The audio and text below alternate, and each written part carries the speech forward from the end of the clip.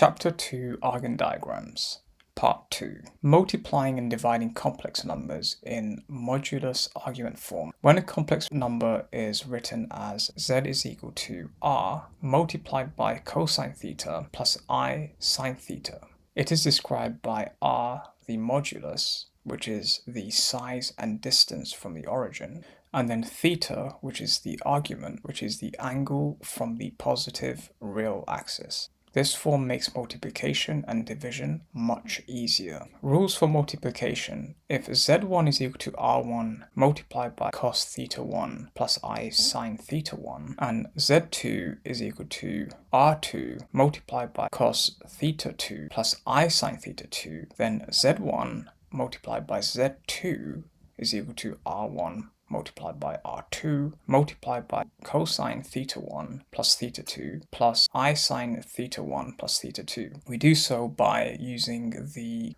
complex number rule of a plus bi multiplied by c plus di, which gives us ac minus bd plus ad plus bc multiplied by I. Remember, with this expression, I squared equals minus 1, so we're left with this part. We plug these values in for a, b, c, and d.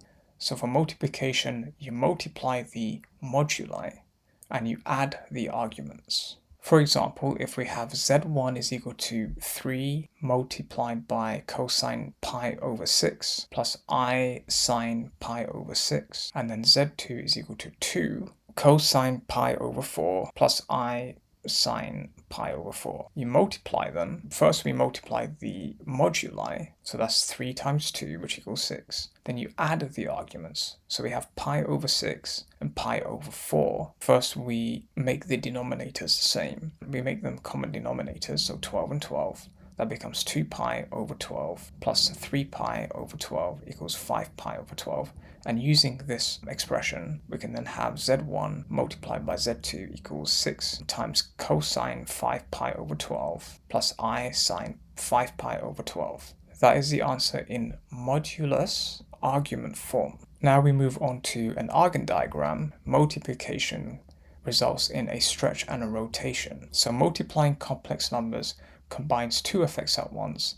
The result gets a new length by multiplying the moduli and a new direction by adding the arguments. So first of all, we get a stretch, as you can see, z1 multiplied by z2, and then there is a new direction with z1 multiplied by z2, so there's a rotation in this direction.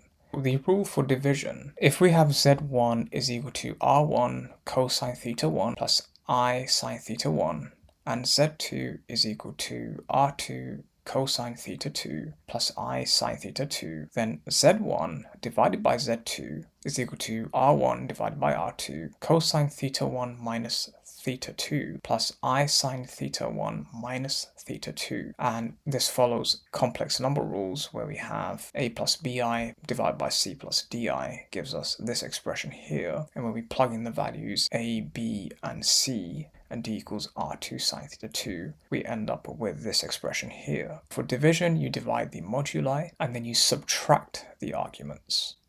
So theta 1 minus theta 2. For example, with z1 equals 10 multiplied cosine 2 pi over 3 plus I sine 2 pi over 3, and then z2 equals 5 cosine pi over 6 plus I sine pi over 6. First you divide them, so divide the moduli. 10 divided by 5 equals 2. Then you subtract the arguments. You're going to have common denominators for both. You have 4 pi over 6 minus pi over 6 equals 3 pi over 6, which is also equal to pi over 2. And using this expression, so z1 divided by z2 is equal to 2 multiplied by cosine pi over 2 plus I sine pi over 2. Since cosine pi over 2 equals 0, cosine pi over 2 equals 0, and sine pi over 2 equals 1, we are left with z1 over z2 equals 2i. Now moving on, here we have an Argand diagram. Division is a resize and a rotate back. Dividing complex numbers shows the reverse idea. The size is scaled by dividing moduli, and the angle is found by subtracting arguments. A full turn, as you might remember, is 2 pi radians or 360 degrees. So these angles all describe the same point. Theta, theta plus 2 pi, theta minus 2 pi, and theta plus 4 pi. They are all called equivalent angles. Imagine you are given argument z equals 7 pi over 6. That angle is bigger than pi. So 6 pi over 6 is equal to pi, and 7 pi divided by 6 is more than pi. And this often sits outside the usual principal range. When we talk about principal range, often they are between minus pi and pi. To rewrite it as the principal argument, you subtract 2 pi. Why? Because theta minus 2 pi is the equivalent of theta. 7 pi divided by 6 minus 2 pi equals 7 pi divided by 6 minus 12 pi divided by 6, which is equal to minus 5 pi over 6. So 7 pi over 6 and minus 5 pi over 6 point in the same direction. So they represent the same complex number. And the principal argument is the one chosen in the standard range. So the minus pi is less than argument z and less than and equal to pi, or minus pi is equal to or less than argument z, and argument z is less than pi. So z1 and z2 multiplied gives us a product. The product angle is 17 pi divided by 15. So when the angle you get is outside the principal range, it shows that the point stays the same, but the angle can be rewritten as an equivalent principal argument or an equivalent main argument value. So in this case, 17 pi divided by 15 is equivalent to minus 13 pi over 15. We have subtracted by minus 30 pi over 15. So it continues to point in the same direction, irrespective of angle that you describe it as. What a locus means. A locus is the set of all points that satisfy a condition. On an Argand diagram, each complex number z is equal to x plus iy is a point. So a locus is just a shape or curve made by all the complex numbers that obey a rule. So instead of finding one complex number, you are finding all possible complex numbers that fit the condition. Now, one very important idea in Argand diagrams, z represents a point, modulus z represents the distance from the origin, and modulus z minus a represents the distance from the point A. The last idea is key to most locus questions. If A is a fixed complex number, modulus z minus a means the distance between the moving point z and the fixed point A. We're going to be looking over common locus results now. So the first one, we have modulus z is equal to r. This means the distance from the origin is always r. So the locus is a circle, the center is the origin, and the radius is r. Modulus z equals 3 means all points are 3 units from the origin, and it will therefore be a circle of radius 3. The second one that we're going to be looking at is z minus a, which is equal to r. This means the distance from z to the fixed point A is always r. So the locus is also a circle, the center the point representing A, and the radius r. Example, modulus z minus 2 plus I is equal to 4. So this means all points 4 units from 2, 1. That will be for the modulus z minus 2 plus I, so that's our point here, which is A, is equal to 4, which means they are 4 units from the point 2, 1.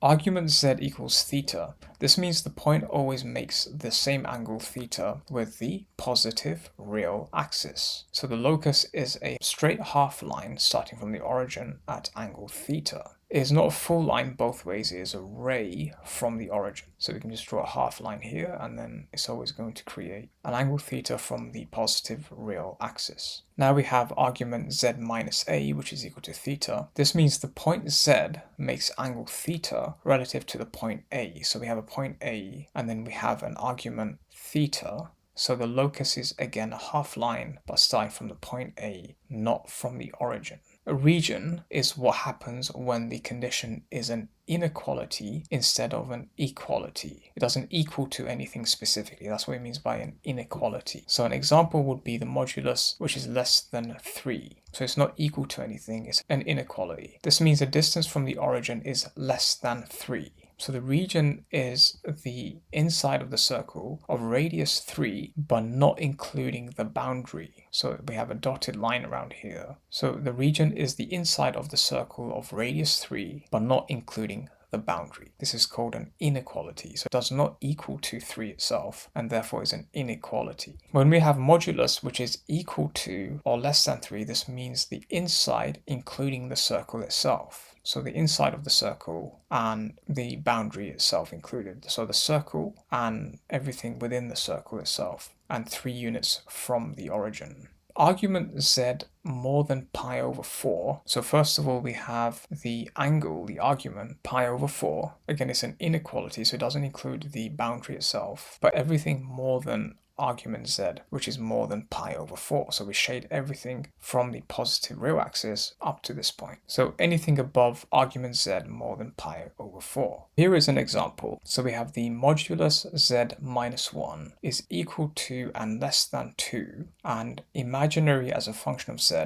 is more than 0. So what does this mean? So z minus 1, which is equal to and less than 2, is the inside of a circle with center 1, 0 and radius 2. So we have 1, 0 is our point, and the radius from that point is 2 going around. So the imaginary part is more than 0, means the point is above the real axis. So you can imagine this as imaginary equals 0. So this would be a dotted line. It would be above the real axis. So the answer is the part of the circle's interior that lies above the real axis. So here you have 1, 0, so a modulus of 2, therefore a radius of 2, and then the imaginary part is above 0. So this will be above the real axis, where the imaginary is equal to 0, not including this line, but everything above this line. So what this teaches us is that you can have two conditions being combined. So this is the first condition and this is the second condition. You draw both and then you keep only the part that satisfies both. So this is the part that satisfies both, as you can see. So here's a second example where modulus z minus 1 plus I is equal to the modulus z minus 3 minus I, where the real part is more than and equal to 1. So what does this mean? So z is equally far from 1 plus I and 3 minus I. So that's what the equals means. The locus is the perpendicular bisector of the line joining those 2 points. So what does that mean? So if you have a point here, 1 plus I and 3 minus I down here, imagine if you drew a line through here. So the line that is perpendicular to that line, that would be this line. And the real part is more than and equal to 1 means only the part with x is equal to and more than 1. So the line that goes perpendicular would be more than and equal to 1. So we can imagine a line going through here. This is the perpendicular line, more than and equal to 1. The two fixed points, 1 plus I, so you have 1, 1, and 3 minus I is 3 minus I.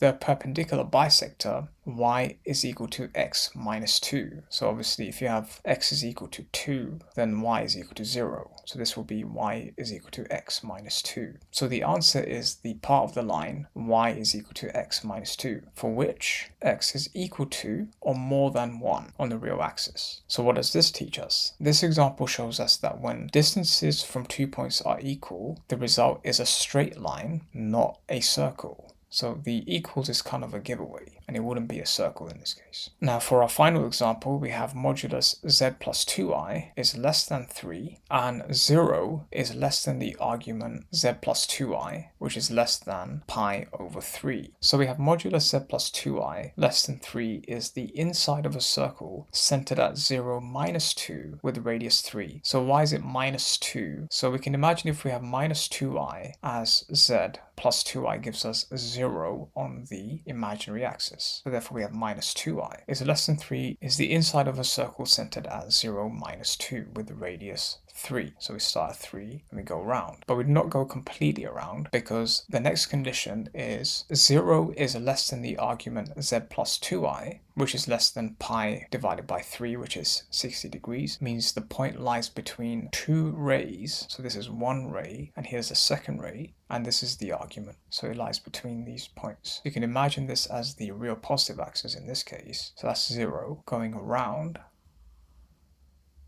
to pi over 3, which will be 60 degrees. So the answer is the sector-shaped region inside the circle between angles 0 and pi/3. So what does this teach us? This example shows how modulus gives a distance condition and argument gives an angle condition. Together they form a sector.